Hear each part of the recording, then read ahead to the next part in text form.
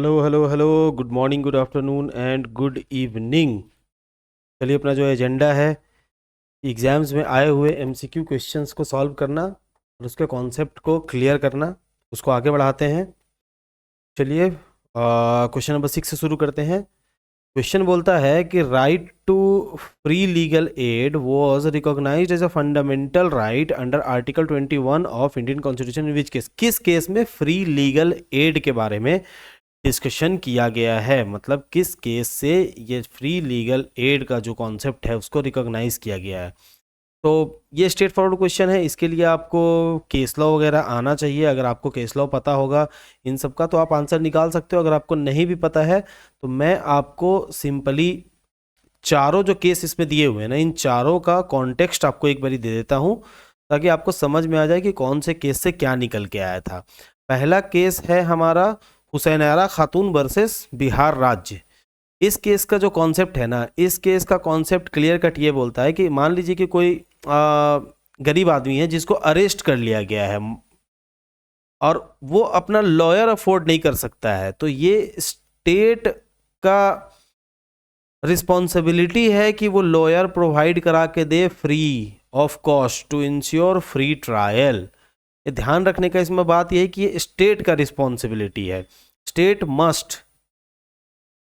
तो हुसैनेरा खातून वाले केस का जो कॉन्सेप्ट है वो है कि कोई भी गरीब आदमी अगर अपना लॉयर अफोर्ड नहीं कर पा रहा है तो ये गवर्नमेंट की जिम्मेदारी है, या स्टेट उसी को कहते हैं हम लोग, ये स्टेट की जिम्मेदारी है कि उसको फ्री लीगल एड प्रोवाइड किया जाए। दूसरा है एमएच हॉस्कॉट का जो केस था ना, जो सेकंड ऑप्शन में दिया हुआ है अपने पास यहाँ।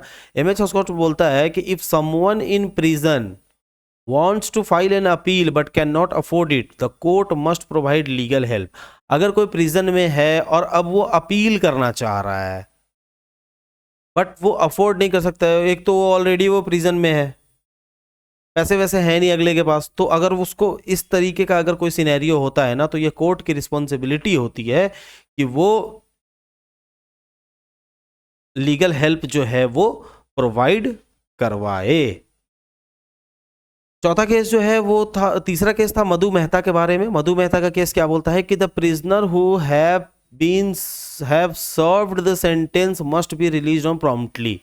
इस केस में ये निकल के आया था कि जो भी प्रिजनर्स अपना, जो भी उनको सेंटेंस मिला था, जो भी उनको पनिशमेंट मिला था, जो भी पनिशमेंट मिला था उनको, जितने साल का भी, अगर उनको मान लीजिए 5 साल का सज़ा मिला था या फिर 6 महीना का ही सज़ा मिला था, उससे फ़र्क नहीं पड़ता है। उनका उसका अगर सेंटेंस पूरा हो गया है तो उसको इमीडिएटली जो है वो रिलीज़ करना होगा। ऐसा नहीं हो सकता है कि आप उसको लेकर के उसको रिलीज़ करने में ही 4 महीना और लगा दिए, या फिर अगर उसका मान लीजिए कि 5 साल का उसका 5 ईयर का इम्प्रिजनमेंट था और आप उसको रिलीज़ करते करते 7 ईयर्स कर दिए, अब वो तो जेल के अंदर में, वो वहाँ पे कुछ कर नहीं सकता है। तो इसीलिए उसको ये राइट्स है और ये ड्यूटी है हमारे कोर्ट का कि वो उसको सही समय पे रिलीज़ करे। और जो चौथा है रुदल शाह का केस, उसमें ये निकल के आया था कि अगर किसी को भी इलीगली जेल में कैद किया गया हुआ है ना तो वो कंपनसेशन क्लेम कर सकता है उसके साथ जो अनजस्टिस हुआ है। अब देखो, ऐसा जरूरी नहीं है कि हर कोई जो क्रिमिनल हो सिर्फ वही जेल में कैद है, क्योंकि कोर्ट जो है वो तो फैक्ट्स देखेंगे ना। आप इंटरनली कितने भी अच्छे आदमी हो, अगर फैक्ट्स आपके खिलाफ है, भले ही वो सही फैक्ट हो या गलत फैक्ट हो, उससे कोई फर्क नहीं पड़ता है, बट अगर फैक्ट आपके खिलाफ है तो आपको ऑब्वियस सी बात है कि जेल होगा। बट अगर बाद में ये साबित हो जाता है कि आपको इलीगली जेल हुआ है तो आपको कंपनसेशन मिलेगा। तो चारों केस का जो समरी है ना उसको एक बार समझ लेते हैं फिर से। चारों केस का समरी ये बोलता है कि हुसैनेरा खातून में बोलता है कि कोई भी गरीब आदमी है, अगर कोई भी गरीब आदमी है, अगर उसको वो वकील नहीं कर पा रहा है तो ये स्टेट की जिम्मेदारी है कि उसको वकील फ्री लीगल एड उसको मिलना चाहिए, मतलब वो चाहे तो निशुल्क अपना कानूनी सहायता ले सकता है। दूसरा केस बोलता है MH Hoskot versus state of Maharashtra, बोलता है कि अगर किसी को, जैसा यहाँ बताया मैंने आपको, कि अगर किसी को अपील करना है जो ऑलरेडी जेल में है तो उस केस में क्या है ना, ये कोर्ट की जिम्मेदारी है कि कोर्ट उसको लीगल हेल्प प्रोवाइड करे। तीसरा है मधु मेहता का केस। तीसरा केस बोलता है हमारा, जैसा अभी नीचे हम लोगों ने डिस्कस किया था, कि अगर जिसका भी सेंटेंस पूरा हो चुका है, जो सेंटेंस 5 साल या 7 साल का सजा अपना काट चुका है, या 6 महीने का या 2 दिन का, उससे फर्क नहीं पड़ता है, जब वो सजा काट चुका है उसको इमीडिएटली फिर रिलीज करना होगा। उसके रिलीज में आप डिले नहीं कर सकते हैं, 1 साल का सजा को 3 साल का नहीं बना सकते हैं, उसको रिलीज ही नहीं कर रहे हैं आप, सजा तो खत्म हो चुका है अगले का। और चौथा केस जो है वो बोलता है कि अगर इलीगली आपको, रुदल शाह का केस बोलता है कि अगर आपको इलीगली कैद कर लिया गया है तो ये कोर्ट की जिम्मेदारी है कि वो आपको कंपनसेशन दिलवाए। अब यहां पे क्या है, क्वेश्चन था फ्री लीगल एड किस केस से निकल के आया था, तो आंसर हो जाएगा 1979, हुसैन खातून versus state of Bihar. Alright, चलिए बढ़ते हैं अगले सवाल पे। अगला सवाल कहता है the case of MD Allahabad Khan versus MD Ismail Khan is related to. 4 option दिया हुआ। अब ये तो देखिए केस स्पेसिफिक क्वेश्चंस जो होते हैं ना, उसके बारे में आपको केस का हल्का फुल्का नॉलेज होना चाहिए। अब इस केस के बारे में आपको मैं एक चीज समझा देता हूं कि इसमें 4 ऑप्शन जो दिया हुआ ना, प्रीएम्पशन, गिफ्ट, मेहर और एक्नॉलेजमेंट ऑफ पेटर्निटी। देखिए ये सवाल सीधा सीधी इस कॉन्सेप्ट पे था कि अगर 2 आदमी है ए एंड बी, एक प्रॉपर्टी है,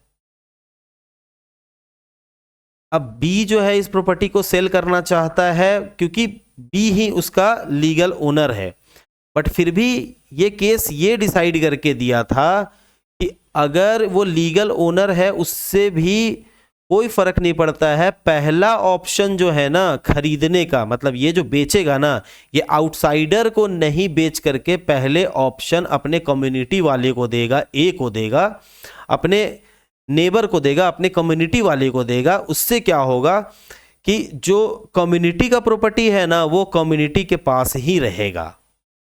ये मुस्लिम एक्ट में ऐसा प्रोविजन है कि राइट ऑफ, यहाँ पे लिखा हुआ है देखिए, right of preemption under Muslim law. इसका मतलब क्या होता है कि right of a person usually a neighbour और अ को owner to purchase the property before it is sold to someone else. This case clarifies that the principle and application of right order highlights that it is preferential. अच्छा, ये जो right है ना ये absolute right नहीं है, मतलब ये एकदम नियम नहीं है, एकदम absolute, ये preferential right है। मतलब अगर ऐसा करता है, ये प्रेफरेंस दिया गया है कि आपको ऐसा करना चाहिए ताकि जो प्रॉपर्टी है वो सर्टेन फैमिली के बीच में या कम्युनिटी के बीच में किसी आउटसाइडर के पास जाने से पहले ये फैमिलीज के बीच में ही रह जाए। तो ठीक है, ये भी क्वेश्चन स्पेसिफिक केस से रिलेटेड था। इसका थोड़ा बहुत समरी मैं आपको बताते चल रहा हूँ, डिटेल में इन सारे एक्ट्स को तो मैं पढ़ाऊंगा आगे, बट अभी मैं आपको एक क्वेश्चंस के साथ एक समरी हिंट भी देते जा रहा हूँ कि आप थोड़ा बहुत अपना कॉन्सेप्ट क्लियर कर लो। तो आप समझ गए इसका आंसर है प्रीएम्पशन। ठीक है, चलिए आगे बढ़ते हैं। अगला सवाल है अपना, in which of the following case the Supreme Court, in which of the following case the Supreme Court was in 2017 declared pronouncement of triple talaq, talaq 3 times at by a Muslim husband in is unconstitutional. अब ये तो खैर सारे दुनिया को पता है, इसके बारे में सबसे फेमस केस है सायरा बानो का जो केस है। इसमें क्या है कि ये मुस्लिम लॉ का जो रहता है अपना कॉन्सेप्ट कि अगर 3 बार एक लगातार वो लोग तलाक तलाक तलाक अगर बोल देता है तो वो डाइवोर्स कंसीडर कर लिया जाता है। सुप्रीम कोर्ट ने बोला कि ये राइट जो है ना, ये आर्टिकल 14 और आर्टिकल 21 का वॉयलेशन है। आर्टिकल 14 मतलब क्या होता है? राइट टू इक्वलिटी, ठीक है, समानता का अधिकार है अपने पास। और एक होता है राइट